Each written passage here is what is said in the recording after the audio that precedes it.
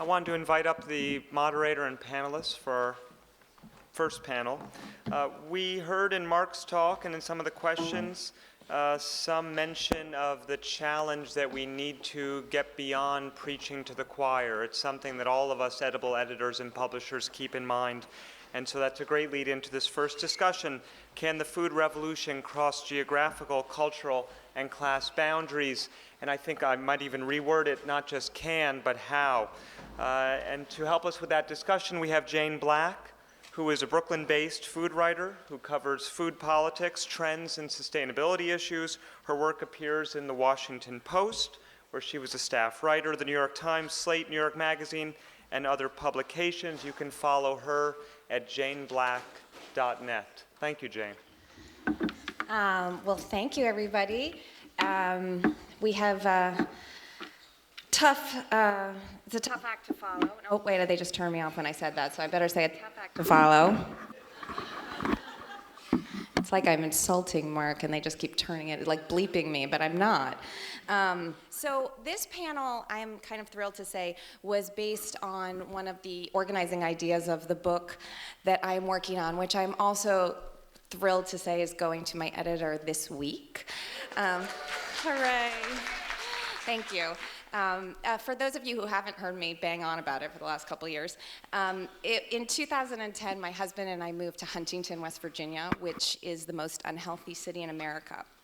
And it is also the place that some of you may remember was where Jamie Oliver filmed the first season of his Food Revolution reality TV show. And we went because we were curious what would happen after he was there and if there would really be any changes. And what we found, as you can probably imagine, is that a few weeks stint by a celebrity chef in a white working class town does not make for a revolution. And over the last couple of years, we've spent time there and going back and forth from here, and we've studied the efforts in Huntington and in places around the country that are trying to kind of translate all of the things that we are talking about in this room about eating better and sustainability to a mass audience for, hello? Oh, I'm there, okay. For sort of a middle American audience. And I just want to talk a little bit about it to kind of frame some of the questions that I'm going to be asking our panel, and then I'm going to introduce them, and I promise I won't say too much more than that. But one of the challenges, I think, is that naturally the people who are leading the food movement today, I can't tell what's going on, are people who love food, right? So, we all were kind of thrilled to discover when Michael Pollan published The Omnivore's Dilemma in 2006, that by eating this food that tasted a lot better, we were all doing our part to save the planet. And, sorry, so, you can kind of think about some of the products that are like that. You think of like an Ossabaw pork with this 3-inch fat cap, and you're like, I'm so great, I'm helping save the earth, and also this is amazingly delicious. But this is the group that people talk about when they think about the food movement, but you don't need a scientific survey to know that that group of people is pretty small. This is a vast country, and it has deep and largely unacknowledged class divisions. We have layer upon layer of immigrants, and we have, which has been talked about a lot recently, the worst income inequality since the Gilded Age. So there are a lot of people out there who don't love food. And in fact, they don't really think about food at all. Or if they do think about it, they're thinking about it really differently than the way that we're thinking about it. And if you want to know what most people who think about food think about, you just turn on the TV. You can see Guy Fieri, he's there eating, some monster hamburger topped with macaroni and cheese. Or I just saw this one, and I just have to read this because I'm going to get it wrong. It was a cheesesteak layered with chicken fingers, mozzarella sticks, bacon, French fries, and fried eggs. It's this kind of hedonism that we have, but without any of the save the planet virtue. And so, it's kind of, and what's interesting is when you look at it historically, it's what's always been kind of turned Americans on, which is excess. So, there's nothing really inherently wrong with either of these foodie realities. because I really think the fact that people are thinking more about food is great.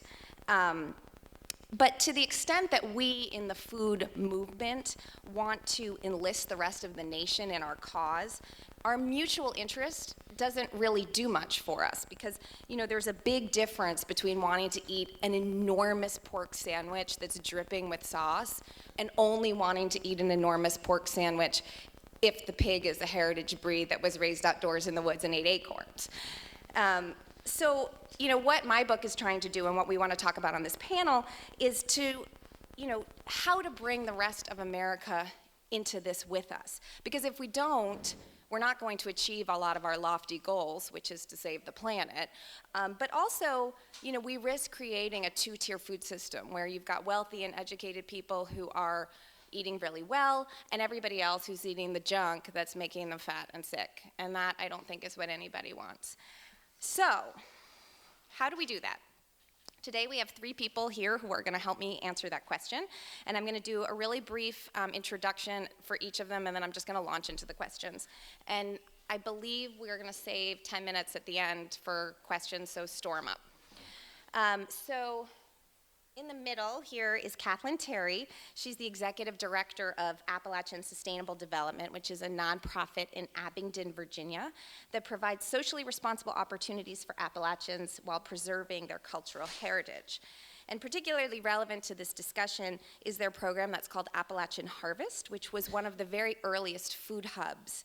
And the goal was to establish help farmers transition from tobacco to organic vegetables, and she was actually really helpful to us when we were reporting. Next to me is Scott Mowbray. He is a longtime magazine editor. In 2009, he left New York for Birmingham, Alabama to take over Cooking Light, the largest U.S. food magazine, which he led to its first ever National Magazine Award. And what I love about Scott most is how he uses his position to really lobby people to cook more and to become more engaged with their food. I mean, it could just be recipes, but he's behind the whole campaign to make people understand why cooking is important.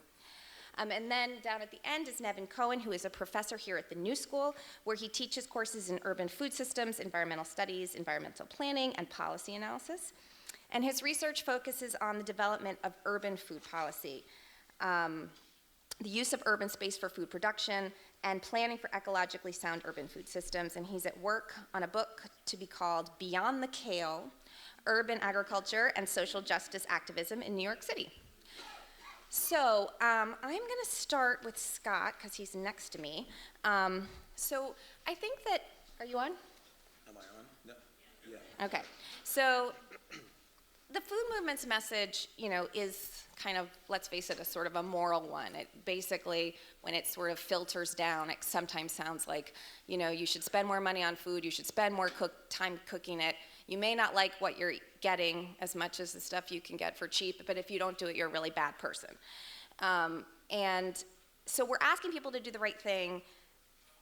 Is it a turnoff to people? Does it make sense to people? Like, what is your experience in talking about food and talking about these issues with a very broad middle-class audience? Yes, it's largely a turn-off to people if they're looking for a recipe for a burrito and you start talking about ethical issues. It is largely a turn-off. That's not why they come to me for the most part. And that's not to say they're not aware of or interested in those issues, but I think sometimes it's not really about food. We're really dressing up political and ethical agendas in a nice food package, and I think that's not the best way to get the message out. I'm a big backer of the message, but before I talk about that, actually, I just want to say one thing, which is that as I look at it as a sea of perhaps somewhat similar-looking faces, I nonetheless feel really encouraged by your publications. I'm an old print guy, obviously, although we have a very large social media and online field. And when I see a magazine about the good food movement in South Idaho, I think that you folks are actually proof of concept that change is possible. I'm going to talk about that later.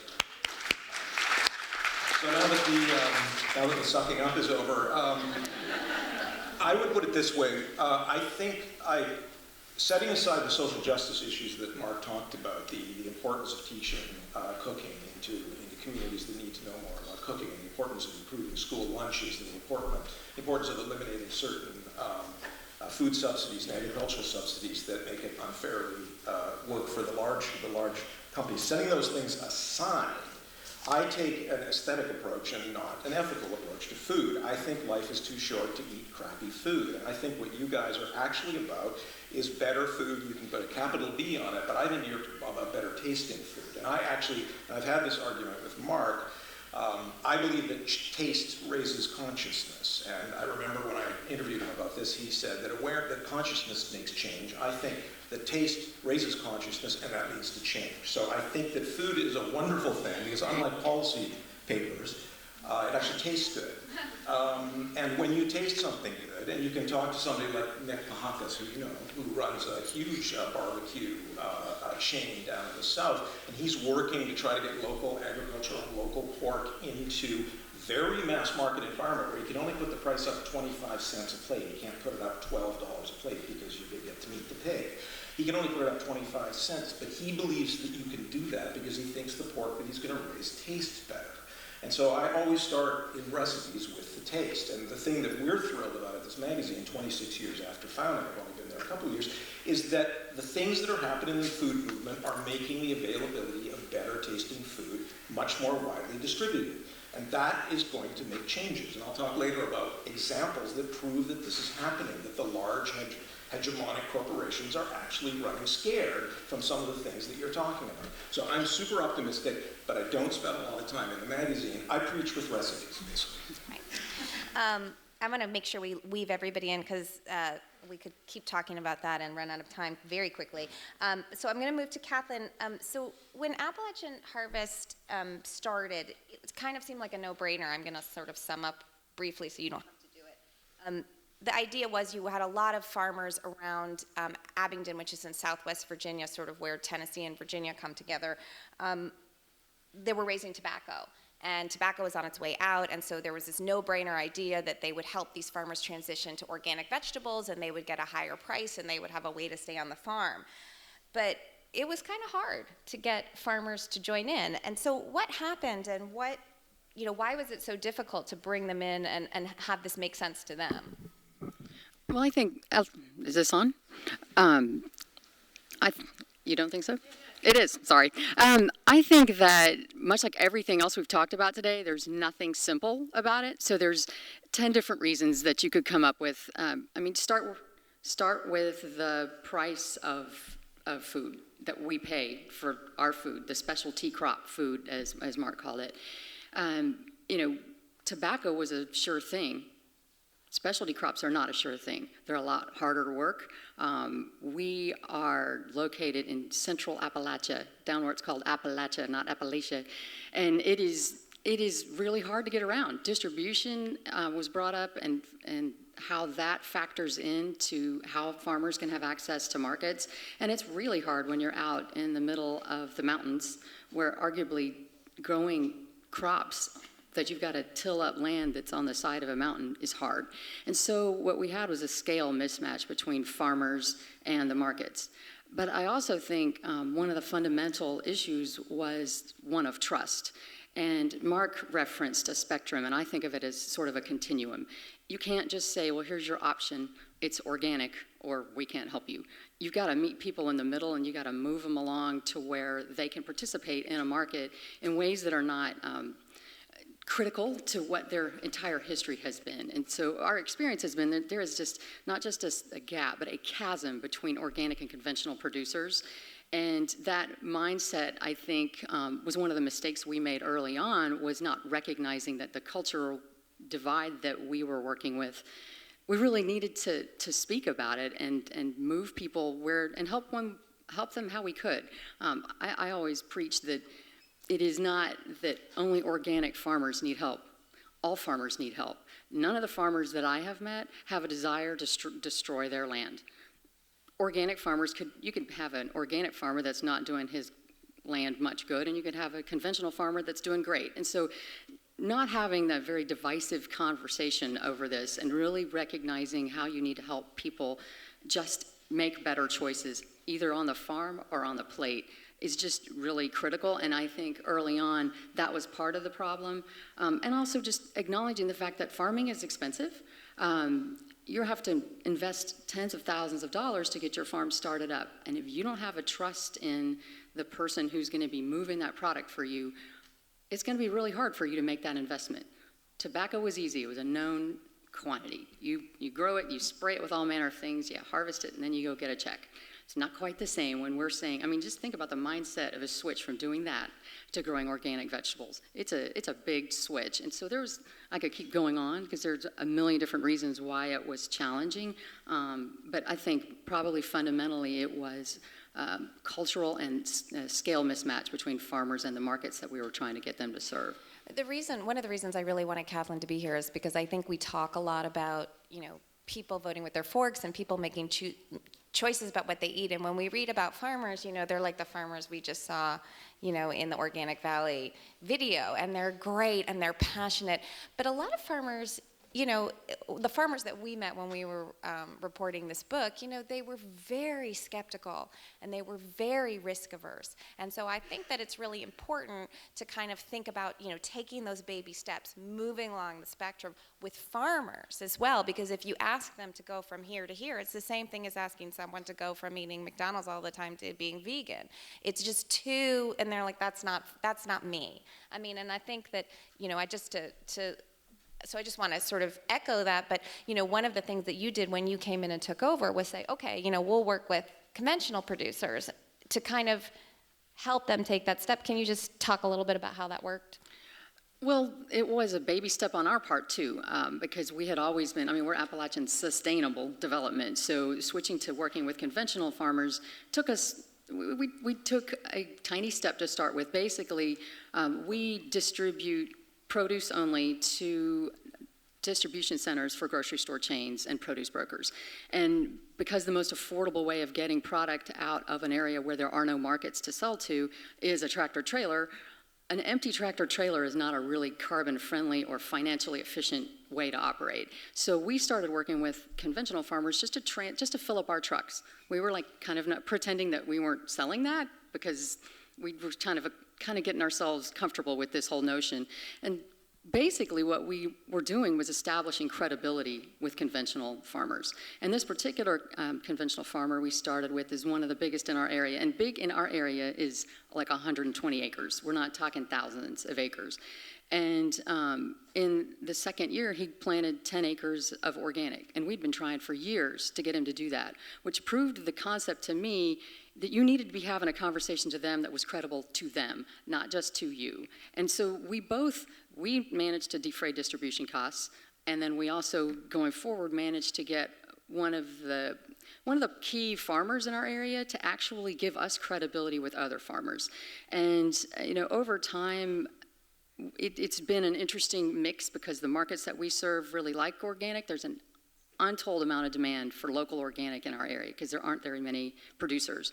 And it's starting to happen where, like right now, we're working with some conventional cabbage producers to get them to grow organic because the inputs that you use and the production practices for organic and conventional are very similar. So you don't have to have the conversation that you're wrong and you're right or whatever it is. You're just having, look, you can make $10 more a case for this. And I don't care what you think about it right now. We're just going to get you there however we get you, and then we'll start building that trust with you so that we can deepen your commitment to organic. So I'm going to move on to Nevin. So my sort of focus for the last couple of years has been on, white working class Americans sort of out in the heartland and all the political and kind of different views that they have from sort of, white folks in cities on the coast. But Nevin sort of works with communities of color in the cities, and that is another way that, we talk about sort of expanding the movement to sort of bring people on board. And so, you've really done a lot of work in New York with different things, and I think I'm going to let you explain it better, but my understanding was that you were saying you feel like food is a way to draw people into larger social justice movements that attack the structural inequalities in our society. How is food, clearly we've been working on these issues for a long time, how is food successful at drawing people in to these other movements? Thank you very much, Jane. Is this on, by the way? I don't know. Okay.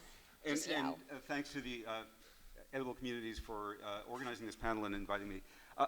I have a request for everybody for today, though, and that's for us to stop referring to the food movement because there are many aspects of food activism and food movements in this country and around the world, and we're only a narrow slice of it.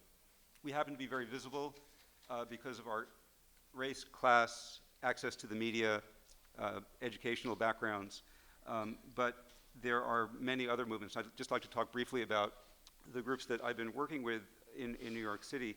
New York is a tale of two cities, with apologies to Charles Dickens and Mayor de Blasio, but we have a good food movement that is largely white and visible and involved in interesting and exciting projects in urban agriculture and in food hubs and in the restaurant world. But there are communities of activists, largely groups run by people of color, women, people in very low-income communities that are using the food production process, urban farms and gardens, and the spaces in which they're growing food as a means to deal with the structural issues that we were talking about this morning: income inequality, unemployment and poverty in neighborhoods, crime and violence.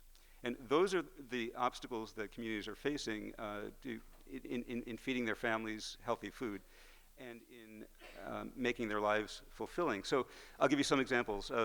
La Finca del Sur farm in the South Bronx is run by women, run collectively, and is focused on dismantling gender oppression and empowering women.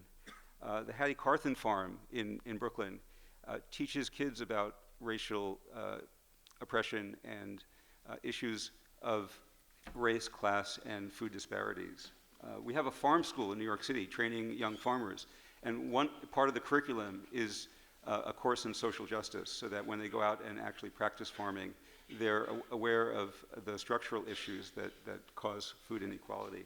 And finally, La Union in Sunset Park, Brooklyn, an organization composed of Mexican immigrants, and they grow food, but they are also using the garden as a space to learn about immigrant rights and the ways in which trade laws, national policies, and local policies make it difficult for people in their community to feed their families well.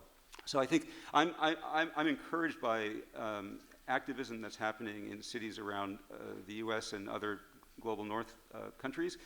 And I think that the edible communities can really begin to network with, connect with, and bridge the work of organizations that are really trying to address the social and structural oppression that underlies the disparities in the food system. But is the food what brings people in? They're interested in the farm, they're interested in gardening, and then you're able to sort of talk about these other issues, or do they come for the other issues and then sort of learn about the food? Because I felt like when we were in West Virginia, we would drive out to these places and you'd be sitting with someone in a trailer and their life was so difficult. They were poor, they had health issues, they had money issues. And you're sitting there saying, well, have you thought about whole grains? And you're like, I am the biggest idiot. You're just looking at how hard it is for them to just get through the day. You talk to them about, it's like it is a privilege to sort of worry about this or worry about that. So in those communities, how does food actually fit and bring it together? So in some neighborhoods, it's the food that draws people into the garden, and then the gardeners can begin to talk about these broader structural issues. In some cases, the garden or the farm is the safe space in the community, and so it's a meeting place. Friends of Brook Park in the South Bronx is a farm, so they're producing food. They run a program for youth who are avoiding the criminal justice system by working in the garden, and so it's a training center. But it's also a network of activists who include housing activists, homelessness organizations, environmental justice groups, and so the food is just a way to network people because everybody is connected to food, everybody eats. Right. So I know we're skipping around with people with very different expertise, but that we had great people, so we wanted to hear from them all. So I'm going to jump back to Scott.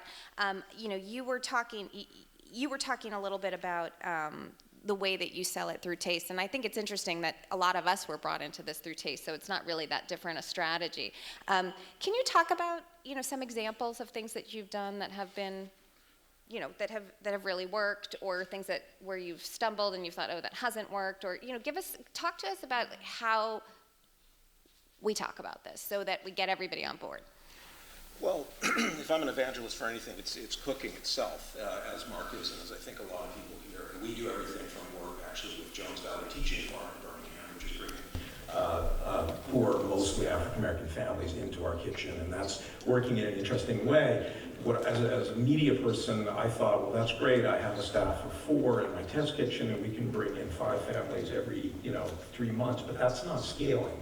And so what I started thinking about that I think can work at the level that's being discussed here, and I think everybody here can think about, is what can we do to use media to actually help teach cooking in a meaningful new way? And we're looking at the model that Douglas Gayton uses for his lexicon of sustainability, which is to set up a platform where you can make copyright-free teaching materials, which we're thinking of as placemats, one recipe, a visual placemat that you can either print, download a print, or we can distribute cheaply. So I can't say that's going to work because we haven't even really got it going, but we have a model for trying to scale up basic cooking instruction using a very limited number of really good local regional recipes that we think can scale up. So on that level, that's working.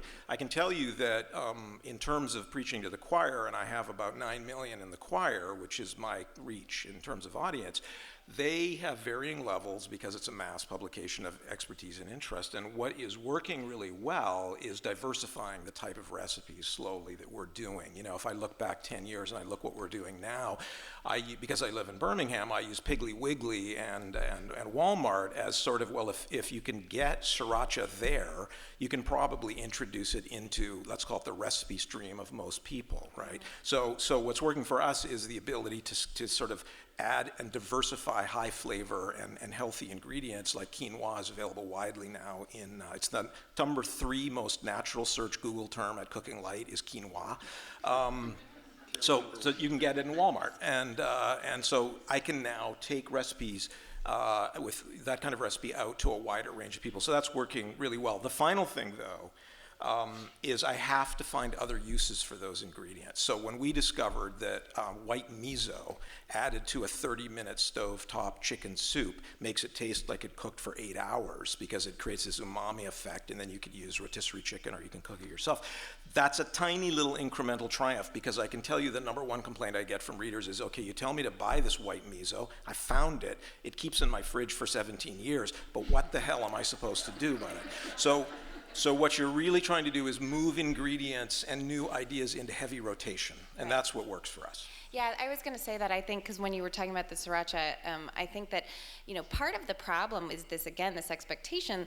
The reason people feel overwhelmed is because it's not just that you're supposed to cook, it's that you're supposed to be making Thai food one night and Italian food the next night and Mexican food the next night, and most people are just, reheating the frozen pizza, and they're just like, I can't do that. So I think that that's really, in terms of balancing that, meeting people where they are and inspiring them is kind of a tricky line to walk. Right, and there's a middle ground between what Mark described as cooking, or as cooking, where you bring frozen food and you heat it in the microwave, and saying that you have to raise your chickens and that you have to use nothing but unprocessed foods. The fact is, in my belief, supermarkets are getting better, and they're getting in better because of the, I won't call it food movement. There is an increasingly diverse demand. So, okay, a rotisserie chicken is not a perfect, perfectly humanely raised one, although I think you can get one at Whole Foods.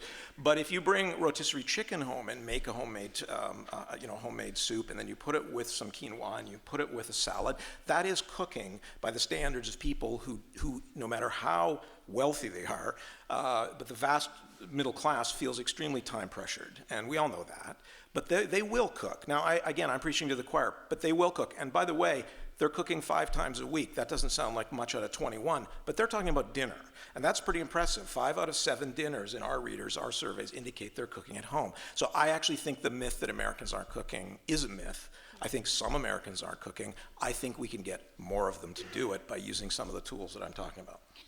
Catherine, you also work with families on these issues. So I was fascinated when I was down there by the farmers. But so what do you hear from people in your region who you're trying to get them to tell us a little bit about the programs and sort of what you see? Does it square with what Scott's talking about?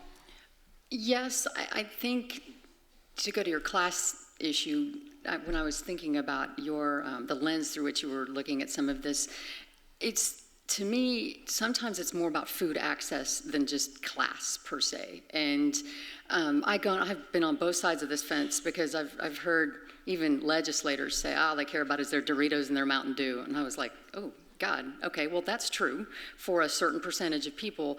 But we have started a program, this is our third year that we're doing it, where we work with low-income people in our region, and we help them get access to gardens. Because it's all well and fine to say you should grow a garden. How do you get it tilled up? How do you buy the seeds and the plants? And these people don't even have a hose or a hoe or anything. And so giving them access to that, they're actually producing their own food. And in our first year, we required that they have a 40-foot by 40-foot garden. And if you've ever had a garden, that's a big commitment, and it grows a lot of food. And teaching them how to preserve food, how to prepare it, getting them together to build some social capital with this group, it's just amazing. If you've never spent time with people who are in that situation, you just don't understand what empowering someone to do that some seemingly simple act, what that does to their mindset and to their health. And so arguably not everybody is interested in that. We have a huge substance abuse problem in our area, and clearly those are not low-hanging fruit for this project. But you can't write them all off. We recently went on TV to just recruit 10 or 15 more farmers to participate in gardeners to participate in this program. And we were stunned at the phone calls that we got from all over the region, from people who are in dire straits who really wanted help. And it's the picture of Appalachia that you probably have is where we were trying to go to help these folks. And it really made me feel great because I was questioning the same thing. Do they really want access? Do they really want to prepare it? And they really do. Do they want kohlrabi? Probably not. But we try and introduce them to kohlrabi or kale. That's a big one. To try and get them to expand their horizons. But I have been pleasantly surprised. It's an uphill battle. And one of the things that we have seen is the biggest challenge is there seems to be a generation or a generation and a half of people who don't care. And we're hitting like seniors and children, trying to kind of sandwich those generations that don't particularly care to try and help. A lot of times kids can really help educate the parents, and so we're doing a lot of work with them as well. Yeah, I mean, I thought it was really great that Mark started off this morning saying no statistics, because it's so depressing, right? And I feel like that's one of the things is that people are like, oh my God, I can't do this. I just can't do this. So, I mean, I'm curious, do you see in all of your different, I mean, Scott sort of answered this question in terms of progress, but do you see progress? Because there are still people who say, oh, this is just a fad. You know, this is like the back to the lander thing in the 70s, or, you know, everybody was making their own yogurt, and then, boom, we had the 80s. I mean, what do you see? I'm accused by my students of depressing them because I teach about the environment and about food, and those are very depressing topics. But I'm actually heartened by the work that's going on in cities, and I think cities are really the spaces and places where we can see progress. And the election of mayors like de Blasio, who are focusing on income inequality, give me some hope that we'll focus on the issues that are really important. And I'll just throw another statistic: 1.8 million New Yorkers get SNAP benefits, depend on SNAP benefits for their food. And so there are projects underway funded by nonprofits, the federal government, to augment their SNAP benefits when they shop for produce at farmers markets. And what we're seeing is in very low-income neighborhoods, farmers markets are booming, and farmers are gaining the revenue from SNAP, and residents are able to buy fresh, healthy produce, defying the myth that people on low-income budgets just don't want to eat healthier food. They desperately do, and they are incorporating fresh ingredients into their cooking. The question really is, how do we as a society organize our political system so that they have access to those? See, it's interesting because the political system obviously is such a huge piece. This is the last question I'm going to ask. I'm going to let everybody answer it, and then we're going to take questions from the audience. But, you know, I feel like what we're talking about here is really shifting a food culture. I think that's, you know, when Kathleen talks about older people and younger people and that we've sort of lost these people in between, you know, we're talking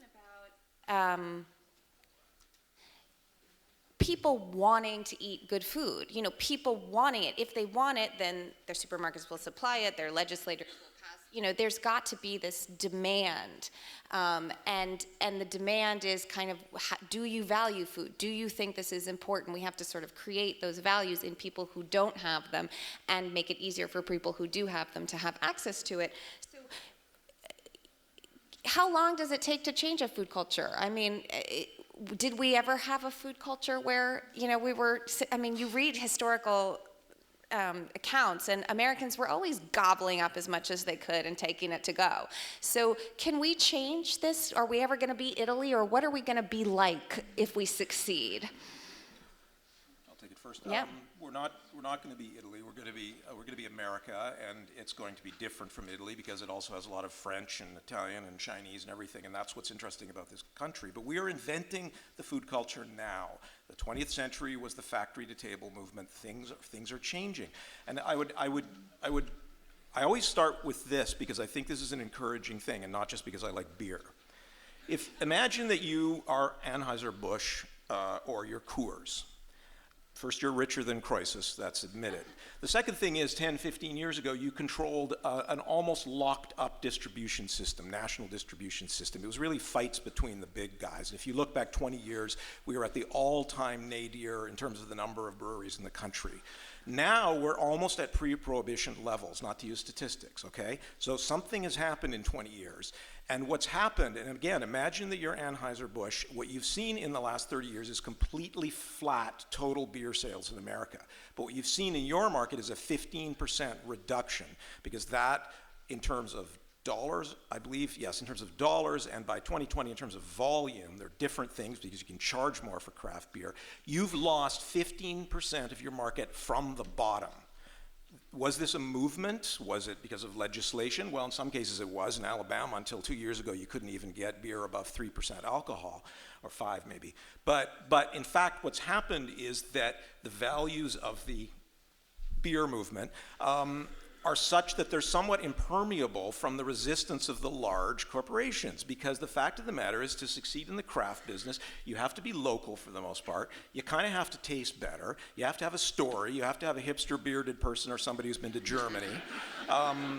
You have to have a cool label. You could get a doctoral degree just studying the aesthetics and the interesting storytelling in beer labels in America to understand what's the comic books, the freaks and geeks. You've got every possible part of our culture, almost every part, involved in this movement. And the encouraging thing is, it's based on taste. It seems to be a little bit immune from price. It's really got young people excited. And here's the final reason why beer is relevant. It's very tribal. I think food, we emphasize local, but I emphasize tribal with food.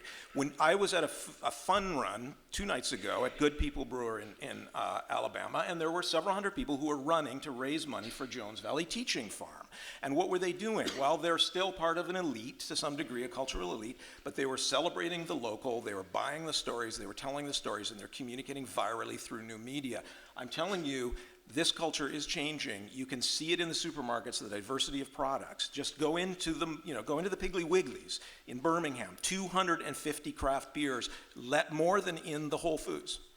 So I'm optimistic because I think the culture can change from the bottom. I totally support and endorse the community movement and the legislative movement, but the power rests in the people and it rests in taste. And if we could make quinoa alcoholic, make healthy food alcoholic, we would really have an awesome... You can easily make healthy food alcoholic. Yes, you can ferment it. Okay, so Kathleen, would you like to answer that question? Are we changing the food culture? I think we are, and I think some of the biggest negatives that we have out there actually will help it sustain, like the cost of fuel. We see such a huge impact that the cost of fuel has on local, and paying more attention to local, making produce that is available locally more competitive with agribusiness, like a tomato that's raised locally. You just don't have the transportation costs. So when I look at things like that, and I look at childhood obesity and the connection to healthcare that our eating habits are finally starting to have, it seems like it's all coming together to raise our awareness, and we're finally maybe starting to get it, that what we put in our mouths actually matters. And I also think that there are when you have local beer and you have local wines and you have the whole picture and you're connecting to children and adults and you're meeting people in the restaurants and at the farmer's market and in the grocery store, it's like multiple hits on them so that it starts to sink in. And yes, I think aspects of it could be a fad and not last, but I feel like we're getting that what we've been doing for the last many years is not working. Right. It's the ubiquity that, I mean, that, and then it's the culture, you know, it's sort of, if it's everywhere, it's part of your everyday life. Nevin. I think culture is changing in lots of different ways. So it's now normal to expect that in every community in our cities, farmers markets will be accessible to people even on WIC and SNAP. And that's a big difference from 10 years ago.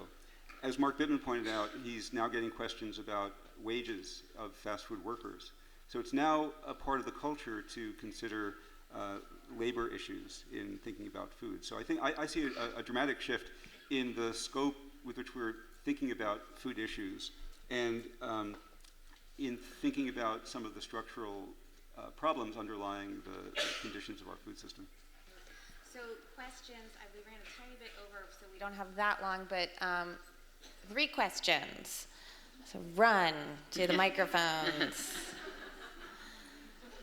Oh my God, there's a fight. Okay, awesome. Okay, please. So my question is, you started, Jane, by saying how do you bring the rest of Americans into, let's not say the food movement, but into real food. I think one way is to make it easy, and just to full disclosure, I'm with Meatless Monday, but certainly Meatless Monday has made it easier because it's 1 day a week, cut out meat from your diet. So, and we know it's working because more and more people are, doing it. So perhaps another way to keep it simple would be to not focus too much on recipes, because sometimes they can be intimidating and in terms of you have to have the right ingredients or whatever. So how about, I'm just wondering if like Cooking Light and other magazines and other people out there could really focus on cooking literacy, on helping people learn how to cook, how to braise, how to, simmer, how to boil. I mean, we know from great peasant cooking, peasants, didn't have cookbooks or anything like that, but they learned how to cook very well. So I'm just wondering, with the power of social media now, YouTube, et cetera, is that a way that we can get more Americans to learn about, cooking basics, cooking 101, and then help that foster learning how to elevate the cooking? But first, you have to learn the simple way to be more successful. Thank you. Very briefly, I would just say that we are, in fact, trying to do that. As I explained, I don't have to worry about that with my audience because they seem to be ravenous for recipes and they seem to understand basic cooking. That's why I'm an optimist. I'm talking to a large group of people who do know how to cook, and they just want to cook more interesting food. I think simple rules like Meatless Monday or Vegan Before 6 are really, really important.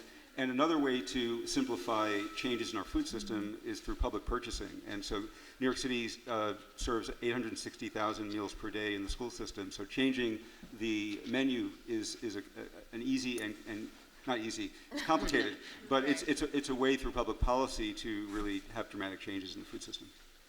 Okay, next question. Hi, I'm from Organic Gardening Magazine, so I love everything that you guys are saying. And actually my question kind of goes into what you were just talking about. I think, school lunches, it seems to almost be this keyword that kind of turns people off. They think it's like a cheesy way to talk about how to eat better. But it's 5 out of probably not the 21 meals that kids are eating in a week. It's a majority of what a lot of children are getting their nutrition from. And I know when I was touring rural Kentucky, even in the summertime, the kids all go to the library in the middle of the day because that's where they get their free lunch. They're that dependent on it. So I was just kind of curious in both the urban and rural communities, how you guys are seeing that changing. Is there a change? Do people need to be more active, or do you think that movement has already kind of started?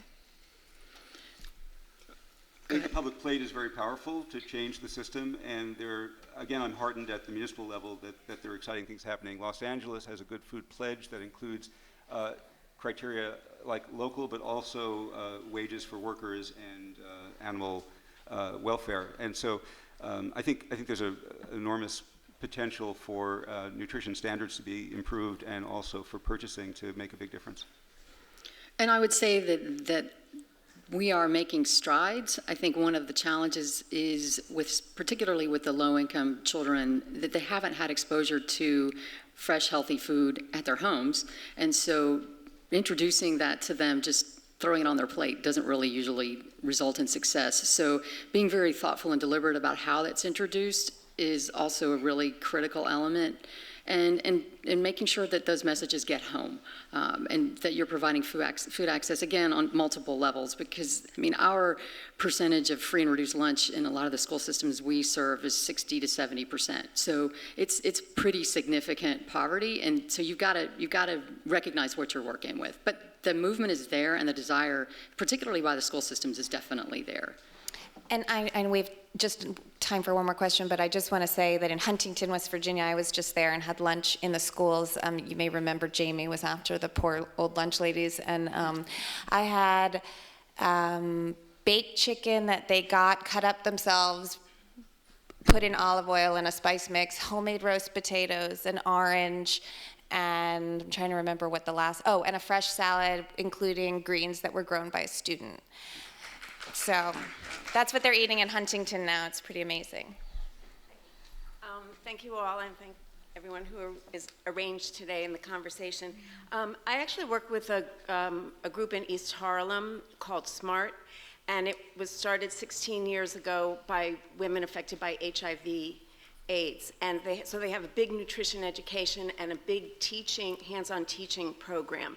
And Kathleen, one of the things that you said was talking about social capital, and I think so they have the social capital, they have the stakes are high, but it's a very small organization. They won money from New York City to start a mobile cooking classroom, which will be bringing teaching about food to people in the East Harlem and the South Bronx. But a lot of grassroots organizations have a really hard time with funding these days. They've got their heads down and they're working on stuff. And so I wondered if you knew or had any comments about public-private partnerships in terms of supporting these kinds of small neighborhood organizations that are trying to kind of flip it from the bottom up. Yeah, that is the $64 million question, because, I mean, we struggle with that ourselves, and have been doing this we've been in open since like 95. And so it's just constant. I have hope, but I haven't seen it result yet, that the healthcare connection, hopefully this look at the long term can maybe start supporting that. And I've read of and heard people speak from California, where Kaiser has actually been working in the communities that they support, because they see the impact that their philanthropic dollars can have on their bottom line. So I think trying to make those connections is really critical, but I wish I had the answer for how you keep things financially sustainable. I think it's really just getting the members of your community aware of what you're doing and the impact that it can have, and really partnering with media, which we've been pretty successful with in of course it's a whole lot easier to get on the media at a TV station and, with 50,000 people than it is, 5 million, but that's the only thing that I would say has worked. We're out of time. We could talk about this all day. I want to thank our wonderful panel and Edible Communities for having us, and thank you for listening.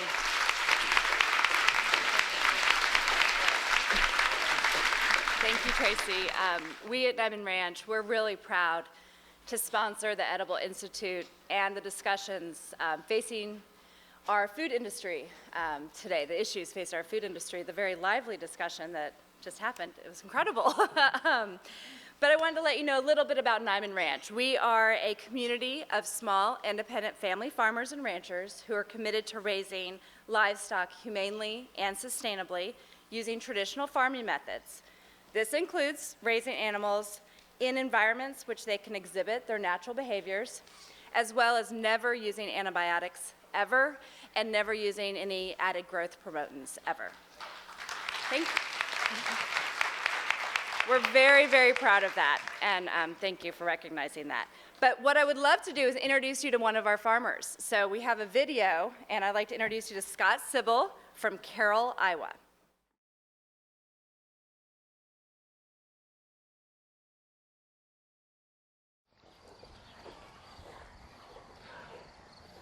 My name is Scott Sybil. We're at the Sybil farm right now. It's been in the family since 1919. That's all I've ever wanted to do was farm. When I was 5 years old, I can remember carrying a little ice cream pail along with my dad doing chores, and always wanted to farm. In high school I did, but Dad said, since the times are the way they are, you should probably look at something to fall back on. So I went to college for mechanical drafting. We lived in Des Moines for about 2-3 years while my wife was finishing her law degree, and the opportunity came up to move back to the farm. And we jumped at it because we were able to fulfill my dream.